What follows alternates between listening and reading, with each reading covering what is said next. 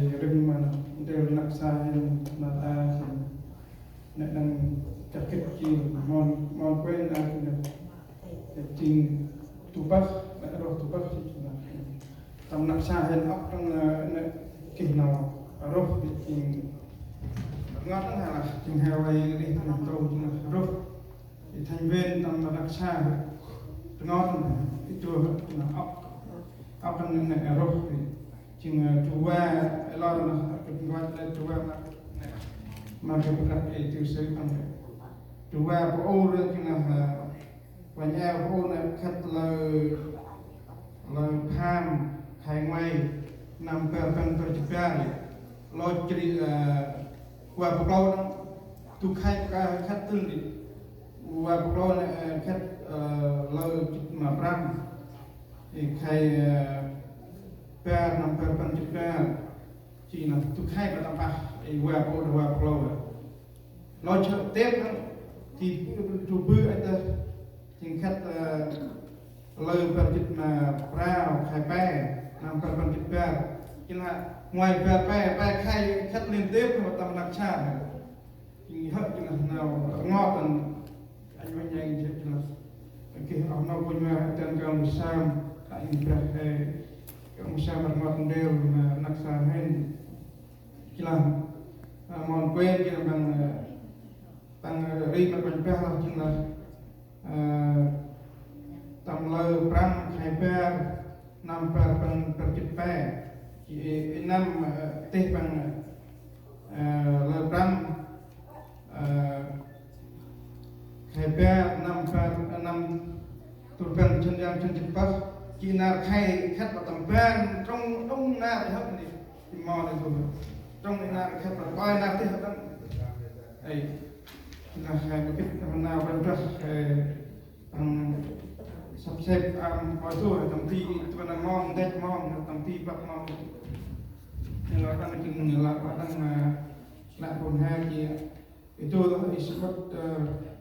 bằng năm đây có hết thì tiêu sư bằng năm chừng rắc nào dân nhỉ chỉ bóng cái hôm là vàng cái nào cũng non chứ là bằng với nào dân vậy thầy cô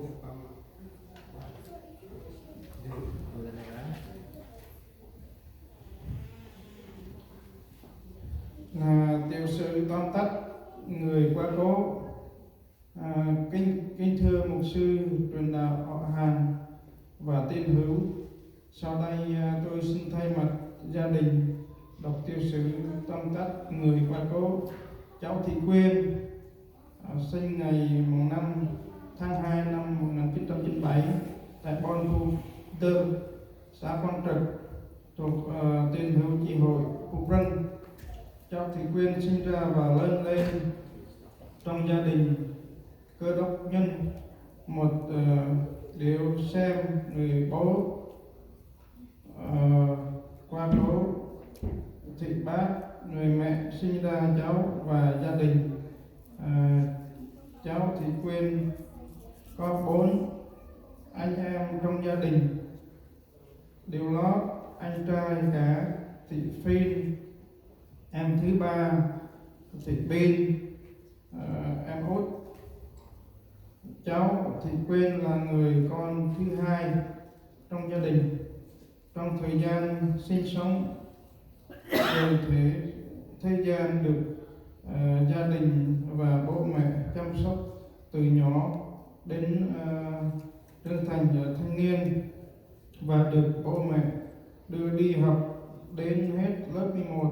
tại trường trung học nơi Trang Lân, tỉnh Đắk Nông. Sau đó cháu rời khỏi nơi học tập và về với gia đình để tụ tập kiếm sống. Gia đình khó khăn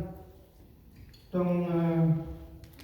cuộc sống của cháu Thị Quyên. Cháu là một người sống hòa đồng với nhiều người biết đến, hòa nhã với hàng xóm láng giềng. Vì vậy cháu được nhiều người biết và yêu quý và gần gũi sau khi rời khỏi trên ghế nhà trường 1 năm sau, vào khoảng năm 2025 cháu lập gia đình. Trong lần tăng hôn nhân của cháu không hợp tính nhau rồi, cháu thì Quyên đã ly hôn. Sau đó thời gian chung sống khoảng 4 tháng thì mỗi người đi một đường và đi đến ly hôn. Sau khi ly hôn,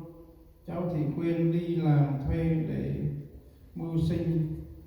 trong công ty với gia đình. Sau đó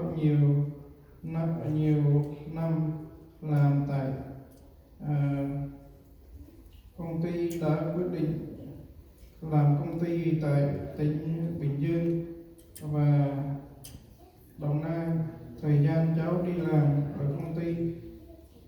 khoảng 3 năm, từ năm 2018 đến năm 2020. Đến tháng 7 năm 2021, cháu thấy trong người không được khỏe và quá trình đi khám thì bác sĩ phát hiện bệnh hiểm nghèo, rồi sau đó báo cho gia đình biết. Do dù đường xa xôi nên gia đình đã nhờ chị gái đi cùng đi khám và chăm sóc tại bệnh viện. Bác sĩ yêu cầu cháu phải mổ và nhập viện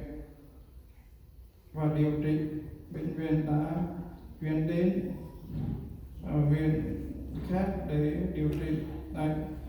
tỉnh Đồng Nai. Sau nhiều tháng điều trị tại Bình Dương, bệnh viện thấy không chuyển, bệnh viện đã biểu trở về nhà với gia đình, được điều trị trong gia đình, được điều trị bằng nhiều phương pháp trị khác nhau. Trong thời gian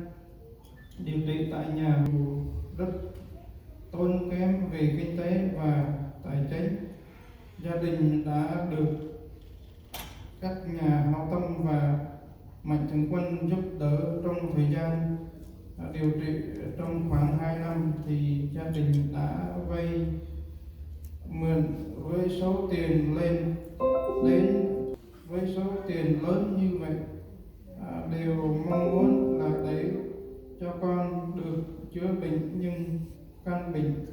hiểm nghèo đã không như gia đình mong muốn. Trong cơn đau nhiều năm giành giật sự sống, nhưng cháu không qua khỏi đến ngày tháng có được tên gì đây là 23 em thì cháu đã lên vào tình trạng hôn mê bất tỉnh vì không qua được, không ăn được mấy cơm. Ngày 5 tháng 2 năm 2023, cháu đã tắt thở cuối cùng trở về với Chúa. Vậy từ ngày cháu thì Quyên tắt thở,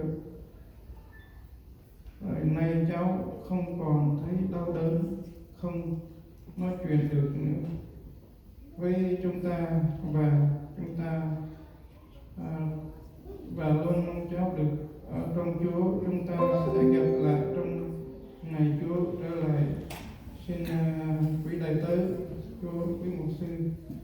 truyền đạo chấp sự họ hàng gần xa, con cái Chúa nhớ đến trong sự cầu nguyện cho gia đình. Chúng tôi được cảm ơn. Chính là nào các bạn dịch vậy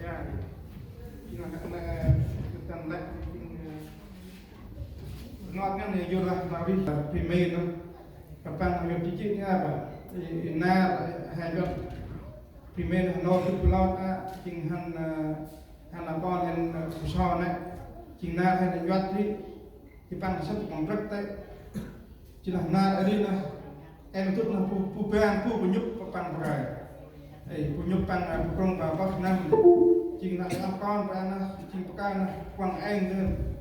nhưng cụm nam ra vô đặt ra mất còn đây bằng được anh nào